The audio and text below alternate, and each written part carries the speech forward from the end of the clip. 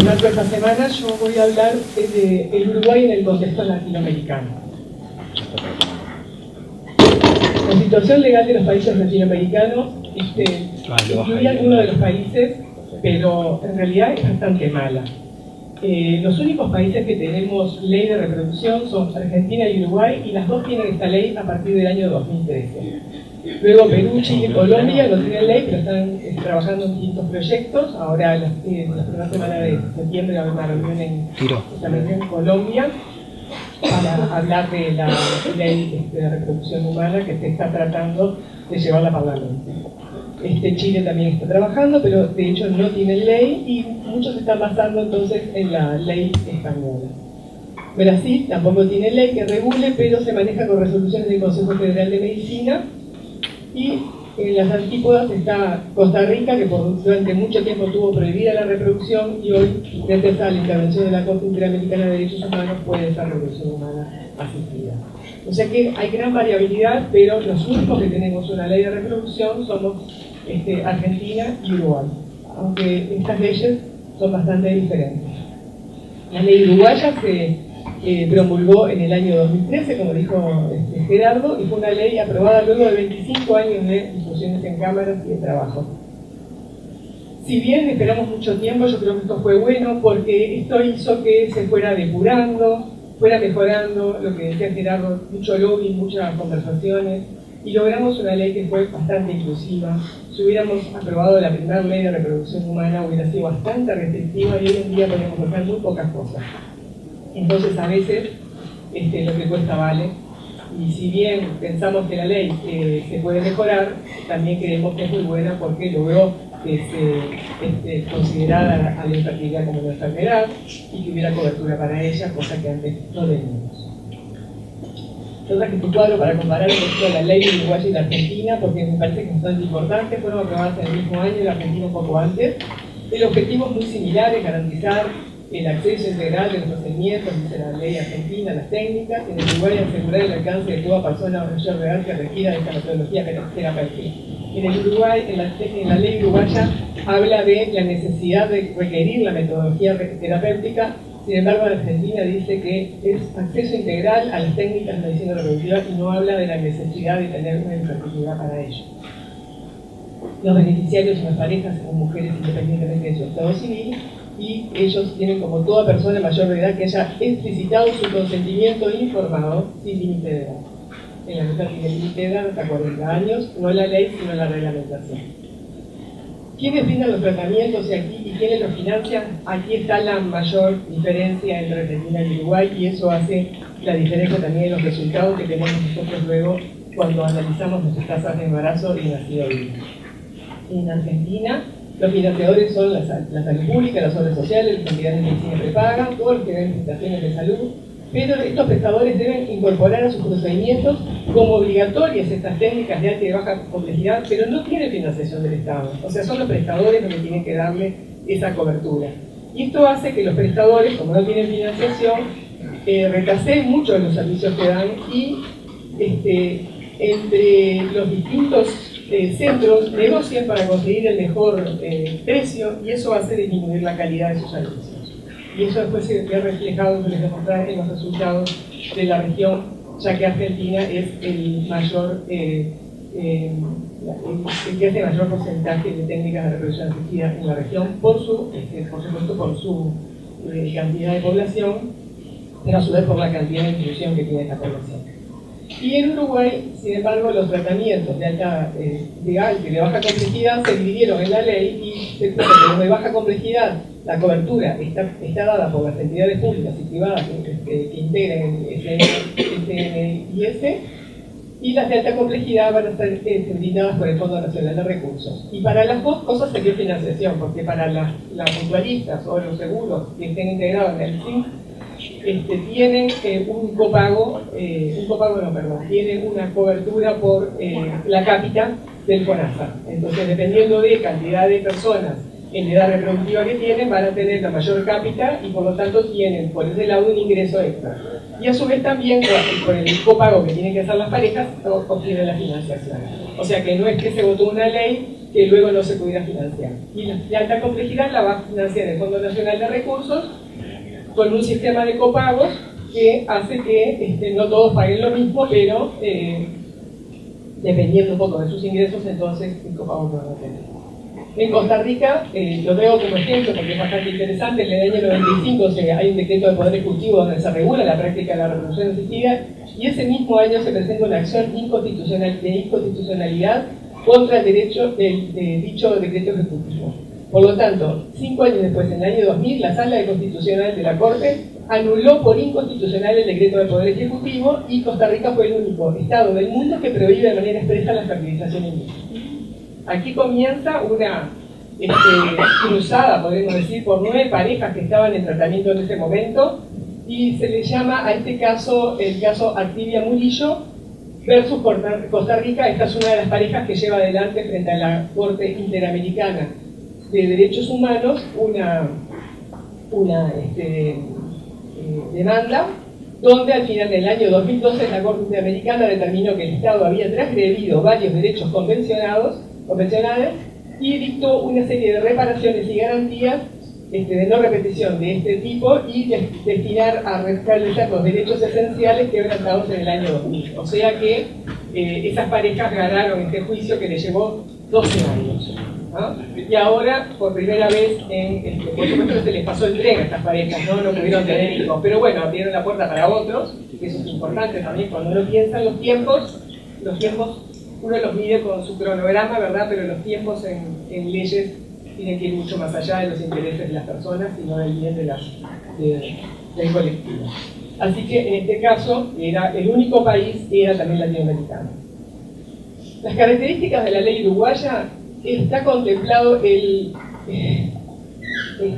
algo que me gusta mostrar con esto, ¿verdad? Que igualdad no es lo mismo que equidad, igualdad es para todos lo mismo, y equidad es para cada uno lo que necesita.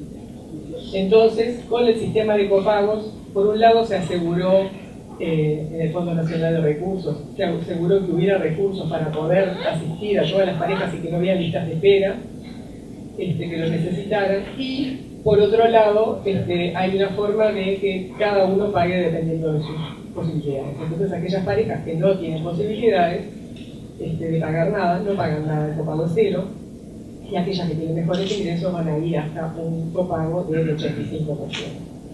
Las franjas podrán ser injustas, podríamos pedir más franjas, podríamos pedir que los distintos intentos de tratamiento no fueran más caros, porque a medida que van pasando de un tratamiento a otro van encareciendo.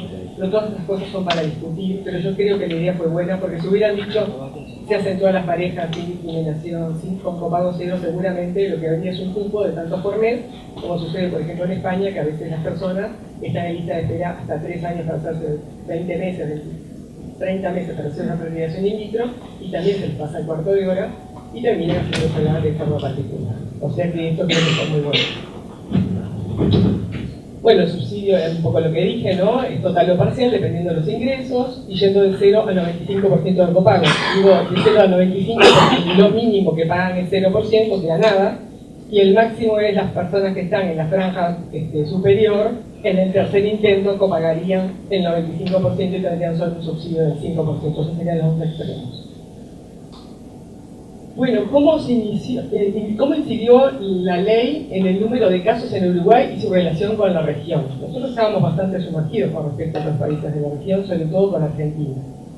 Esta slide recién lo mostró el doctor Bozano, pero muestra que en el año 2014 nosotros habíamos reportado, esto es lo que les voy a mostrar ahora, son reportes al registro latinoamericano. La única forma que tenemos nosotros de compararnos con los demás es cuando registramos nuestros datos. En Uruguay hay 2 centros que registran al Registro Latinoamericano de Reproducción Asistida, por lo tanto lo que estoy mostrando es un subregistro, ¿verdad? Pero creo que es bastante un reflejo de lo que está pasando de todas maneras en el Uruguay. Bueno, entonces en el año 2014 a la red latinoamericana Uruguay había reportado 501 casos con 160 nacidos, y en el año 2017, luego de implementada la ley y en funcionamiento por bastante tiempo, los casos que se iniciaron fueron 1.419 con 405 nacidos. O sea que hubo una diferencia sustancial en la cantidad de pacientes que pueden acceder a este tipo de tratamientos. Podemos decir entonces que en el Uruguay se triplicaron prácticamente la cantidad de casos. ¿Por qué es necesario un registro latinoamericano? Bueno, los que me conocen saben que yo fui directora regional para este registro para la red latinoamericana durante 4 años, hace 2 periodos, y entonces me gusta mucho hablar de esta red porque nos incluye y nos diferencia con respecto a otros países y centros, y creo que es muy importante porque al momento de saber cómo uno está trabajando tiene que saber compararse con sus pares. No vale compararse con el registro europeo, por ejemplo, que la mayoría de los países tienen una cobertura 100% de sus pacientes, o no vale compararse con el registro americano o el asiático porque las sociedades son totalmente diferentes. Nos tenemos que comparar con nuestros pares y de todas maneras cuando nos comparemos con otros países van a ver que el Uruguay está bastante bien. La red latinoamericana entonces genera sólidos fundamentos científicos, resoluciones internacionales, creación de leyes, o por lo menos creación de políticas públicas en reproducción asistida. Ha trabajado mucho con eso, trabajó con la sentencia de la Corte Interamericana, el doctor Seger fue uno de los que estuvo declarando y argumentando a favor de la reproducción asistida, y bueno, creo que en gran parte gracias a él también este fallo de la Corte. Apoyaron a la ley de reproducción asistida en Argentina, Uruguay y Costa Rica, que hacen cálculos de requerimientos financieros en la implementación de la ley por parte de los estados. Por ejemplo, el uruguayo tuvo en cuenta los números de la red, y genera guías de estudio y tratamientos de la infertilidad. También actuó sobre la resolución ministerial en Chile. O sea que, aparte de registrar los datos, educar también sirve para que las políticas públicas tengan que compararse con respecto a otros países cuando hablan de reproducción.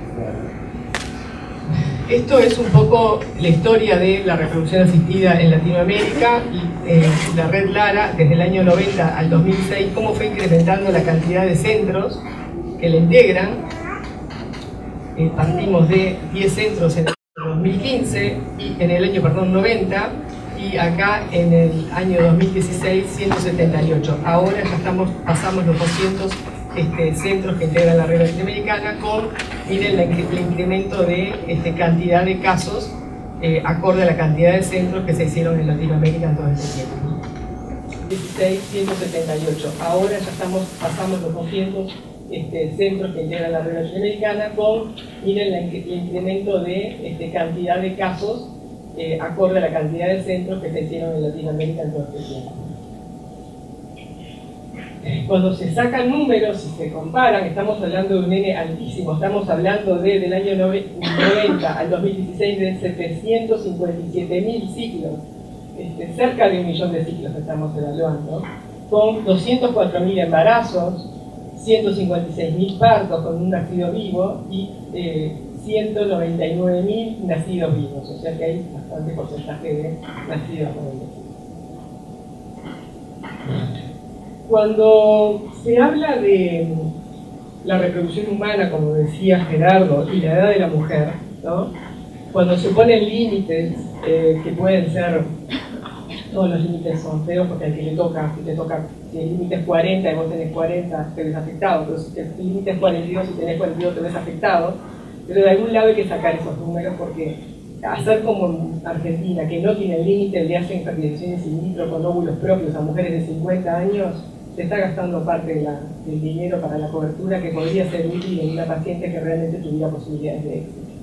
Entonces, ¿con qué se toma en cuenta eso? Bueno, viendo las gráficas de la edad de la mujer y las tasas de embarazo por preferencia. Y ustedes acá ven que esto es tasa de embarazo y esto es tasa de parto, y ven cómo una mujer menor de 30 años tiene 44% de tasa de embarazo y 37% de tasa de parto. Esto es para la red latinoamericana en el año 2016, toda Latinoamérica, y la mujer de mayor de 44 años tiene 5.6. Más o menos la inflexión está en los 37 y 38 años.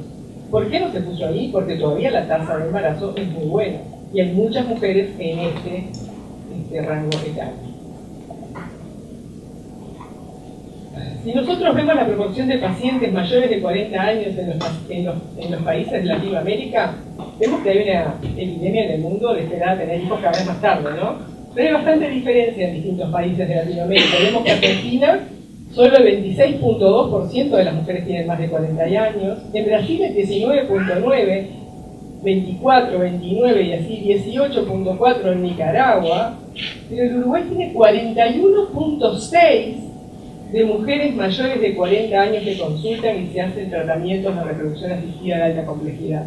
Estamos en un problema, ¿no? Porque sabemos que esperar tanto va a afectar a los resultados y sabemos que esperar tanto va a hacer que esa mujer tenga muy pocas chances luego de conseguir el embarazo con sus cuerpos óvulos. Pero vamos a ver cuánto es esa chance.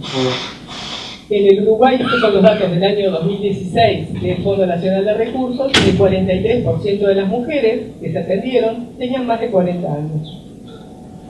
Y por más que la ley no pone límite de edad, la reglamentación puso 40 años, ustedes saben que en los 2 primeros años no hubo límite de edad porque se contempló que hacía mucho tiempo que había una ley por promulgarse, no se hacía, ¿verdad? Y tiempo que demoramos también en hacer la normativa, y por lo tanto se contempló para que esas mujeres que habían estado esperando y estaban en el límite pudieran igual atenderse. Así que en los 2 primeros años no hubo límite de edad, y por eso el 43% de las mujeres tenían más de 40 años. Estos son los datos del Fondo Nacional de Recursos del año 2016. El fondo cada 2 años va a sacar resultados, y en ese año las mujeres menores de 34 años tenían 39.1 de embarazo por transferencia, de 35 a 39 tenían 34.2 y las mayores de 40 tenían 11.4. Y por eso habían marcado un límite pensando en que esta edad capaz que era la mejor, pero ahora vemos que 11.4 tampoco es tan malo, porque 1 de cada 10 se puede embarazar, ¿verdad? Y uno no sabe cuáles son las circunstancias por las cuales esas mujeres esperaron mucho tiempo.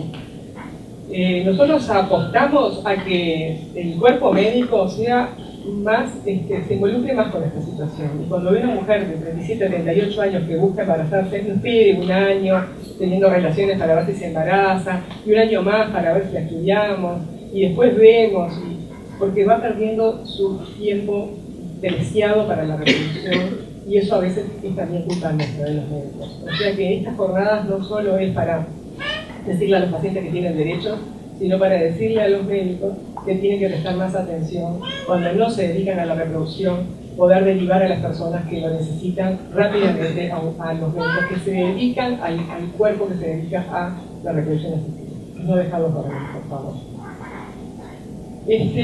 Nosotros quisimos ver cuáles eran nuestras tasas de nacidos. Y bueno, estoy comparando solo el centro en el que yo trabajo, pero el año 2017 frente a lo que es el Cono Sur. Yo les dije que el Cono Sur estaba integrado por Uruguay, Argentina, Paraguay, el burro primero, ¿no?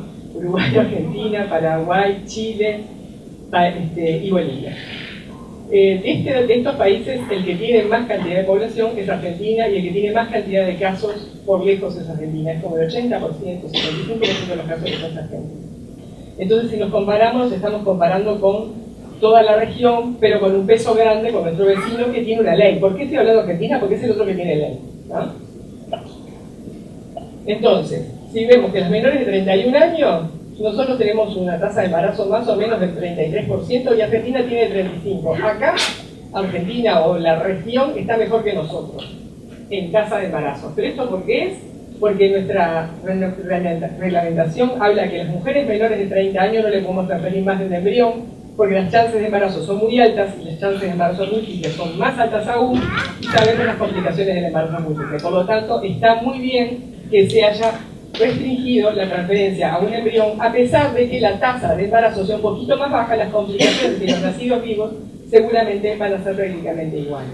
Y está la posibilidad de que si tenemos más embriones van a estar criopreservados, y saben que la vitrificación es una técnica de muy buena calidad y muy buenos resultados, por lo tanto, no es que haya perdido el ciclo, sino que solo en esa transferencia puede ser que no les haya ido bien, pero tiene otras muchas chances al embarazarse, seguramente sus tasas de embarazo van a superar el 50%. Luego, entre 31 y 34 años, tenemos que Uruguay, o mejor dicho, el centro, está alrededor del 47%, pero esto se refleja también en Uruguay, no crean que estoy hablando solo de un centro. Y el Cono Sur está en menos del 34%, miren la diferencia. Entre 35 y 39 años también tenemos mejores resultados, 37% frente a menos del 30%, de 40 a 42 estamos cerca del 20% y la región está en menos menos del 15, 42 años aquí ya baja drásticamente y es muy parecida la situación, estamos alrededor del 5%. Y si vemos la tasa global de embarazo, también el Uruguay está mejor que toda la región. Por lo tanto, pensamos que estamos haciendo las cosas muy bien y que las parejas que son asistidas en Uruguay tienen muy buenas posibilidades de embarazo si nos comparamos con la región y con Latinoamérica también. Esto es tasa de nacidos vivos con uso de óvulos donados. Y miren en Uruguay, en las menores de entre 35 y 39 años, la diferencia que tenemos en tasa de embarazos con la región es abismal, casi el doble. Entre 40 y 42 baja un poco, pero también es más alta. De 42 en adelante también se nota esta diferencia y la tasa global, miren lo que es, ¿verdad? Estamos cerca del 60% cuando la región está bordeando el 40%. ¿No? Estos números son muy importantes al momento de aconsejarle a alguien lo que tiene que hacer bien. ¿Y esto por qué es? Porque los tratamientos con ovodonación, cuando hay mucha demanda, bajan la cantidad de óvulos que le asignan a los pacientes y por lo tanto, y capaz que estudian un poco menos o son más laxos con la edad de las donantes y por lo tanto esto hace las diferencias en los números. Esta es la distribución de las mujeres en las edades, ¿verdad? Insisto en esto porque, miren, el 39% está entre 35 y 39 años. Y acá, más o menos el 25%, 26% son mayores de 40 años, cuando nosotros tenemos 41% de estas mujeres mayores de 40 años. Aquí se comparan las tasas de embarazo en Latinoamérica, y miren lo que yo les decía, ¿verdad? Que nuestras tasas de embarazo estaban cerca del 60%, como tenía, por arriba del 60% cuando tenía menos de 35 años. Miren acá, estos son los picos y estos son las tasas de nacimiento. ¿No? ¿Por qué se mantienen a pesar de que pasan los años? Porque aquí, cuando la mujer tiene un endometrio bien estimulado, las chances de lograr el embarazo con óvulos donados son muy buenas. Y esto es con óvulos propios versus óvulos donados. Y ven que las tasas de embarazo con la edad van bajando con óvulos propios y se mantienen con óvulos donados. ¿No?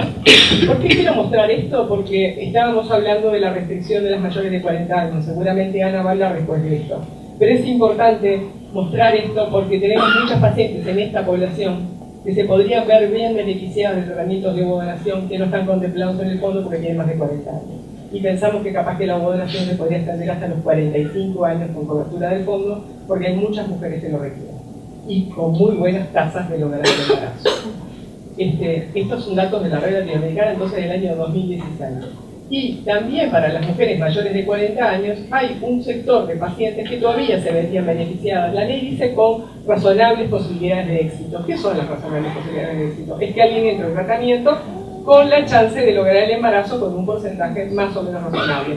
Pero lo razonable es muy laxo, ¿verdad? Nosotros podríamos decir que tener un 10-15% de tasas de embarazo podría ser razonable para esta mujer que de la otra forma no tendría ninguna chance del embarazo, y también estábamos pidiendo que entonces se extendiera de 40 a 42 por lo menos la posibilidad de hacerlo por donación de recursos. Pero estamos basándonos en números reales nuestros y en números reales de toda Latinoamérica. El recién lo mostró Gerardo, pero muestra que del año 1990 al 2016, en Uruguay habían nacido 2.217 niños, por ejemplo, que si nos comparamos con Brasil habían nacido 83.300, pero claro, la población de Brasil amerita eso, ¿verdad? Pero si vemos este otro slide donde se hablaba del año 90 al 2012, Uruguay tenía 1.300, pero si miramos el Uruguay tiene 2.600, o sea que en 5 años casi que duplicamos la cantidad de nacidos vivos, y esto es gracias a la ley de la reproducción humana. Estos números nos comparan con el resto de Latinoamérica, porque esta charla era Uruguay en el contexto latinoamericano, ¿verdad? Y entonces vemos que acá esta tabla está hecha con números de primeros transferidos, media de primeros transferidos y tasa de multigestación por TBICS en el año 2016. Y vemos que aquí tenemos la media de primeros transferidos, ¿ah? Y aquí están las tasas de multigestación. Algo que tenemos que evitar, y por eso a los menores de 30 años hay que transferir un solo embrión, y las mujeres que van con la ovodonación hay que transferirles un solo embrión, Y después hay que estudiar en cada clínica cómo les va para saber si hasta 34 años no hay que transferir un solo embrión también, un solo blastocisto, que es cuando mejora más las chances. Obviamente cuando hay 2 blastocitos de mala calidad tal vez hay que transferir 2, pero cuando tenemos un blastocito de buena calidad y una corte de varios blastocitos hay que transferir solamente 1 y evitamos la multiplicación.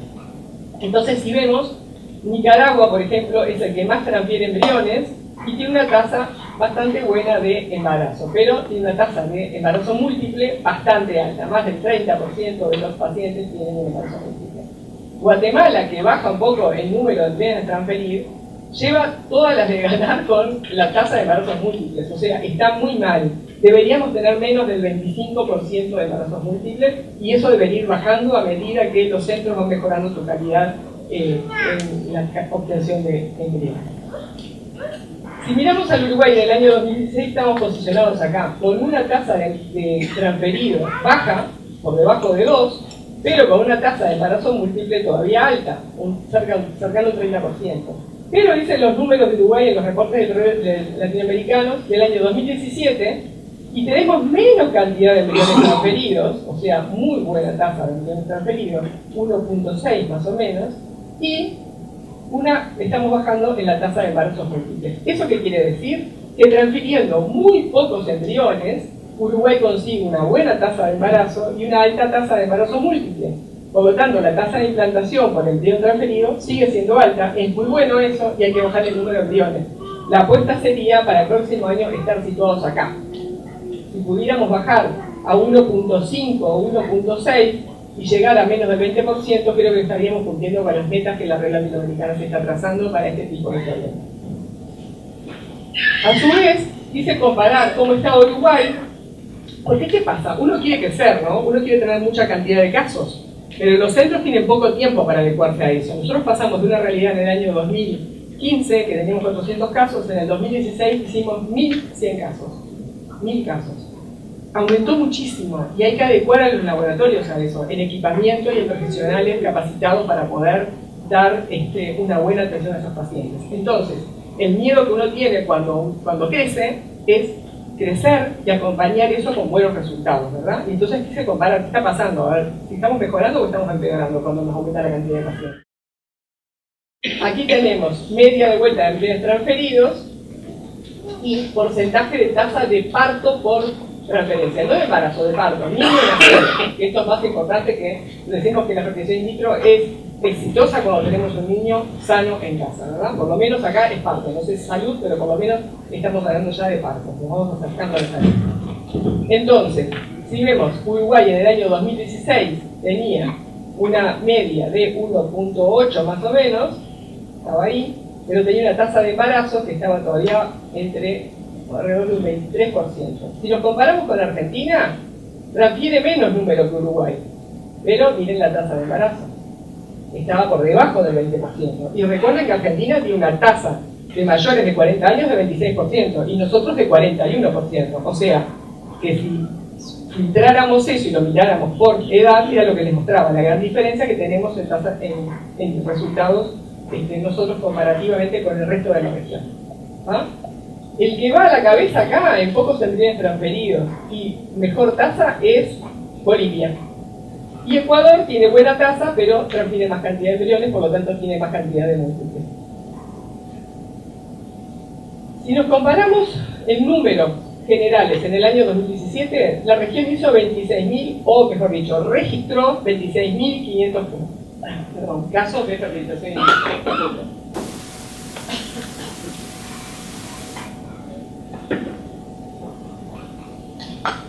Y nacieron 5.300 niños. Y el Uruguay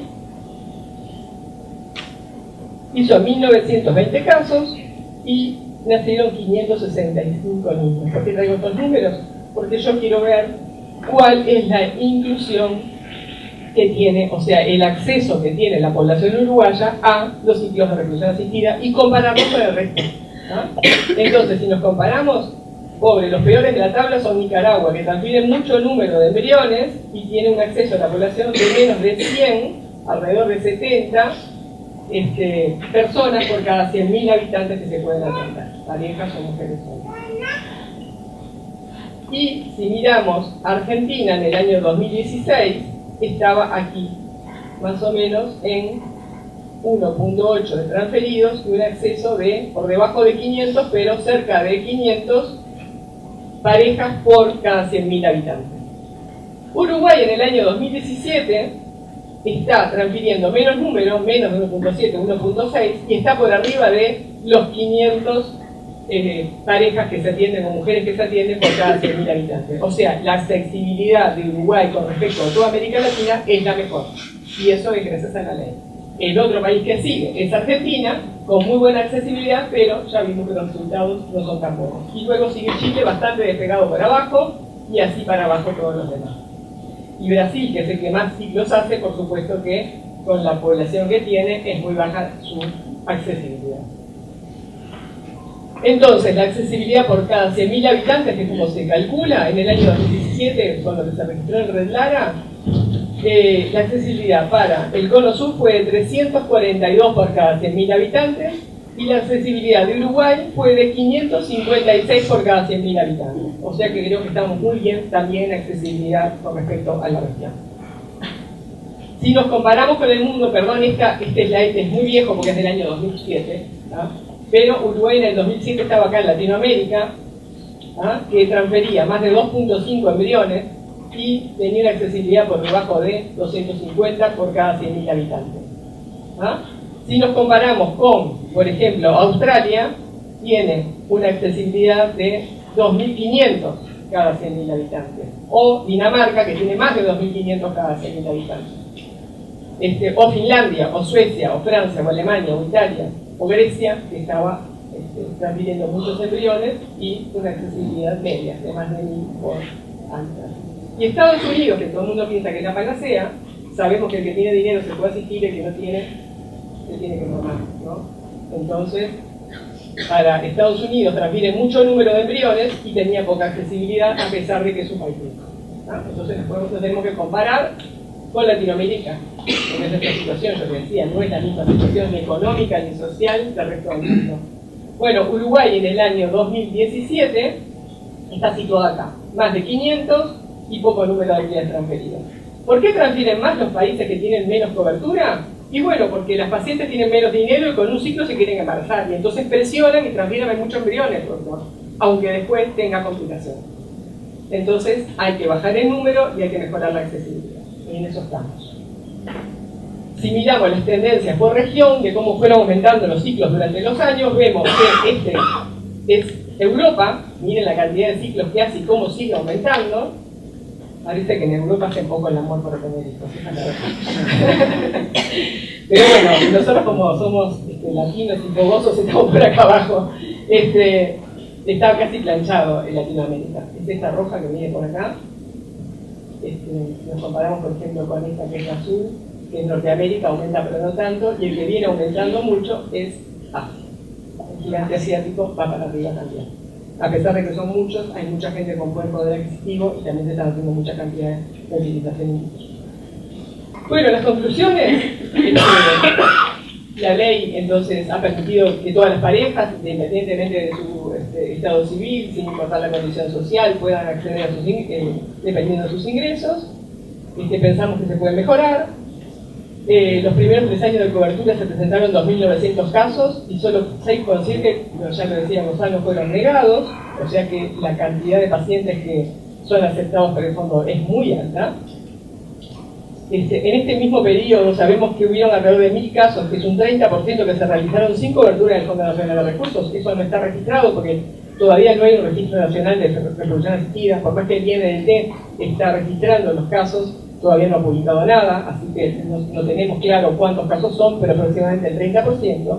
Y eso hace entonces que este número suba un poco la inclusión, porque yo estaba hablando de lo que estaba registrado, ¿verdad? Y estaba hablando de lo que se hacía por registro, pero sabemos que la inclusión cada 100.000 habitantes es de 578 en el año 2017, frente a en el 2014, antes de que la ley ya estaba promulgada, pero todavía no estaba normalizada, todavía no se aplicaba, en el año 2014 era 216, o sea que no triplicamos, pero estamos cerca de hacerlo en la accesibilidad de pacientes. Esto, si uno mira el mapa del Uruguay, nos vamos a dar cuenta de que es muy diferente si miramos Montevideo que si miramos muchos departamentos del interior. O sea que la accesibilidad, si nos comparamos dentro de los departamentos del Uruguay, es muy diferente dependiendo de dónde estemos con respecto a la capital.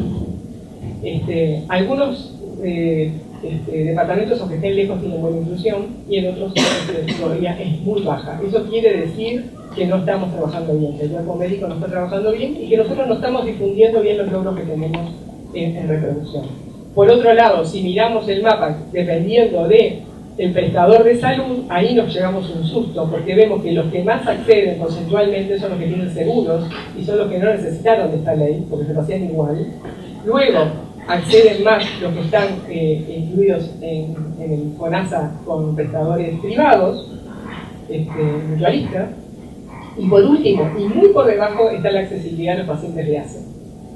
¿Quiere decir que los pacientes de ACE no son infértiles? No, quiere decir que los pacientes de ACE no están siendo bien informados de las posibilidades que tienen y de que tienen esta ley de Cusampara. Seguramente ellos son los que van a tener copago cero. O sea que tenemos que trabajar mucho para que la accesibilidad en Uruguay realmente sea algo importante. Si nos comparamos con los demás, está bueno, pero también para crecer y mejorar nos tenemos que comparar con nosotros mismos y seguir adelante. Muchísimas gracias por la atención y ahí tiene la ley.